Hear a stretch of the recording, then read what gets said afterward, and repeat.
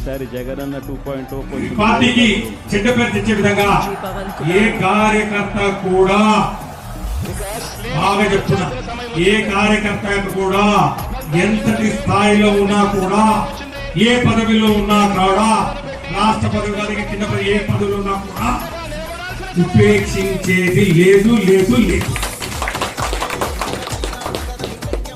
ఎంతవరకైనా కూడా ఒక్కసారి చెప్తాం, 2 సార్లు చెప్తాం, 3 సార్లు చెప్తాం. వినకపోతే పద్ధతి మార్చుకోకపోతే మా దగ్గరికి వచ్చి మరి సామరస్యంగా కూర్చోకుండా మేమేదో పార్టీలో మేమే నాయకులం, మాకేందే 100 ఓట్లున్నాయి, మేము లేకపోతే ఈయన గెలవలేడు, మేము లేకపోతే ఈ గ్రామంలో ఓట్లేదంటే డాడీ వేలే ఓట్లు 6,100 ఓట్లు ఎట్లా ఓడిపోయినాయి మరి డాడీ వేలే. మీరందరూ ఎవరైతే మాట్లాడుతున్నారో, ఎవరైతే నిజమైన కార్యకర్తలు కాకుండా మీటింగ్లకు రాకుండా మరి ఈరోజు బయట ఉండి మేము సంగతి గెలుస్తాం, ఆయన ఎట్లా గెలుస్తాడు, ఈయన ఎట్లా గెలుస్తాడు, ఏం పర్వాలేదు.